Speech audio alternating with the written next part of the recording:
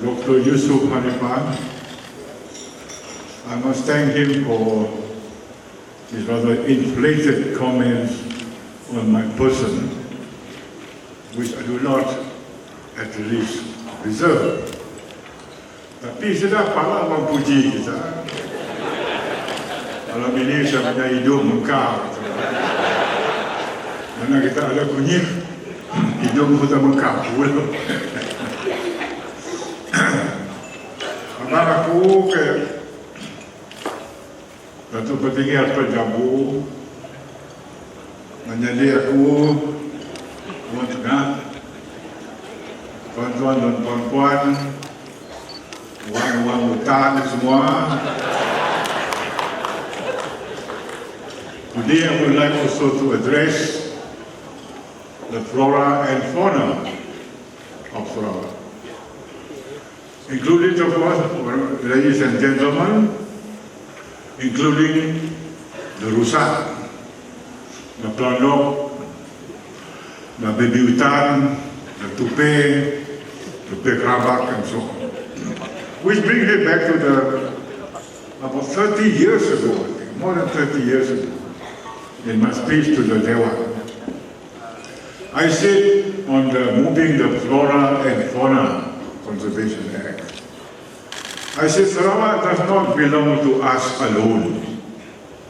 It also belongs to the fauna, belongs to the monkeys, belongs to the rusa, belongs to the plandok. Except, unfortunately, they have no representative in the Dewan. So somebody must act for them, speak for them. But halfway I was corrected by the speaker. He said, no, there is a representative for the animal kingdom in this Dewan. He is the member from Binatang.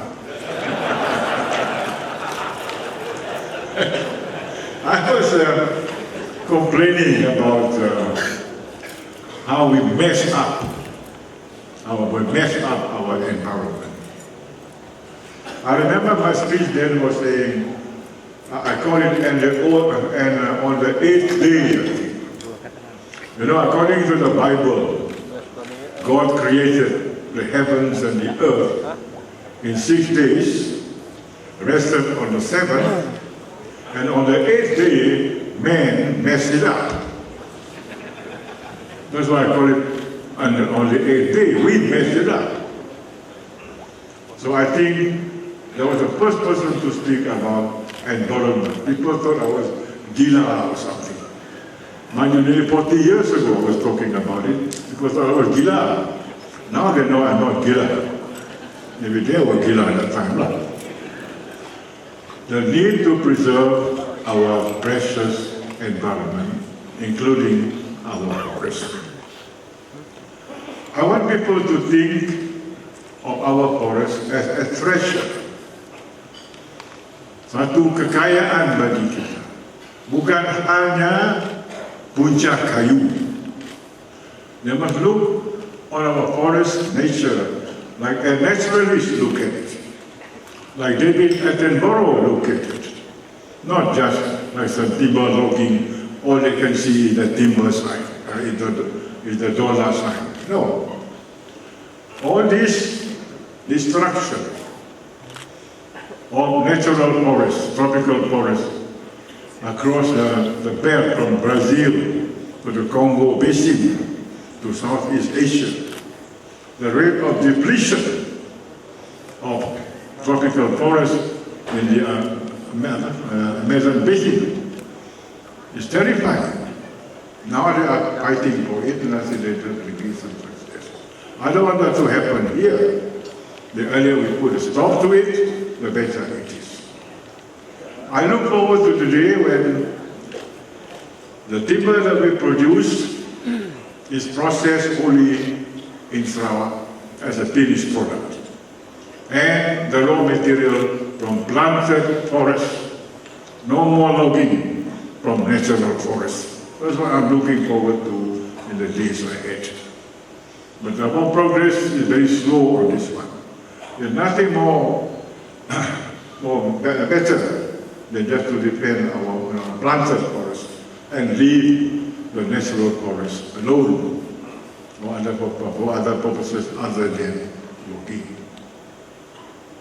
I'm glad to tell you also that our effort, our war against illegal logging has received some degree of success. Thank you to Sarawak Forestry Corporation and the Forest Institute. I don't think we can stop it altogether. No, that's impossible. I don't think we can stop it altogether.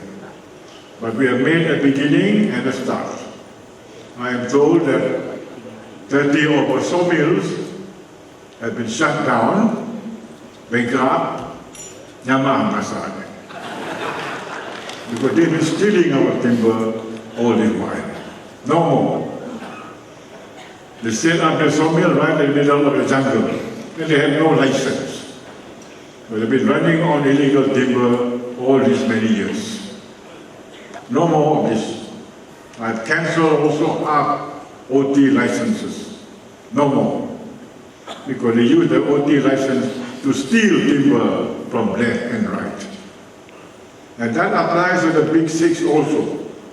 I've given them a warning that if any of you people are involved in this thing, your license will be cancelled. Will be cancelled. No more. And I think, fortunately enough, they complied. They complied. Sometimes not so much the company itself as the people working for the companies in the jungle. The local managers, the Andrew, whatever it is. These are the people involved, not the company per se. And I think we have succeeded also in some protection of fauna, wildlife protection, so that we will be noted to be a state that takes care of Mother Nature. I have stopped also the quarrel we have with NGOs. Some NGOs are genuine. They are very concerned about the environment, World Wildlife Fund, nature conservation, these groups and so on. They are genuine. So I told them, if your agenda is the same as our agenda, which is the preservation of our forests, why should we quarrel? Your agenda is the same as our agenda. Why do we have to quarrel? So I think they're coming forward now. Even Global Witness wanted to come. They have written to me. They want to come and talk to me about it. What more to say? World wildlife and so on. And open our national park for research and development. That is the treasure that we have, which we can share with the rest of the world. We do not have all the expertise, but we have the national parks. Combine the two, then we have a reputation of being open, nothing to hide. Of course, we share the proprietary rights over it, the patent rights, etc., and so on, but open it up. There's nothing so stupid as to create national parks so that people can go and enjoy it. But once the park is created, you don't allow people to come in. That's bodoh. Malah sama negara asal orang manusia dapat appreciate it. Tapi udah benar lekat, si boleh masuk. That's bodoh. Apa guna national park? Bukan presiden negara aja. So the thing that the policy change. All our national parks are open to the public, that they can see for themselves. Of course, some forestry officers complain they will damage this and damage that. Yes, people do that, but it is your job to see that it is not done. It is like the councillor complaining too much rubbish because people are throwing rubbish left and right. Complain alone, but it is their job to clean it up. Proof that it is legally obtained. The burden is on them, not on us to prove. So it's easier. Dan kepelik, kita jumpanya dengan logging di tepi sungai, tengah-tengah hutan. Nah, apa-apalah saja. There must be something wrong there. So they must prove some document to say, nyada lesen kapal. Once ada automatic presumption, it is illegal logging. Easier for us. So these enforcement officers don't give me any more excuses. Apa takut kena polong ke apa, kalau gangster ke apa itu lah. If kita takut kena polong, you tell them the person who makes the decision is Adenan Satem. If kita nak polongnya. I know how to deal with polong. Don't make that as an excuse not to do anything. So ladies and gentlemen, but generally I'm happy now with the way Forestry Corporation and so on, Forestry is doing the job. And now I have some good news to tell you. We have discovered one more beautiful cave in the Mulu system. Now we have, of course, Clear Cave, Clearwater Cave, King's Chamber, now an additional one, which is some distance from present Mulu, but it will be a big find. We cannot name it now because the tradition is we name it after the person who discovered it. So this cave is probably about 6 million years old. And the first time some human being in 6 million years set foot on this cave.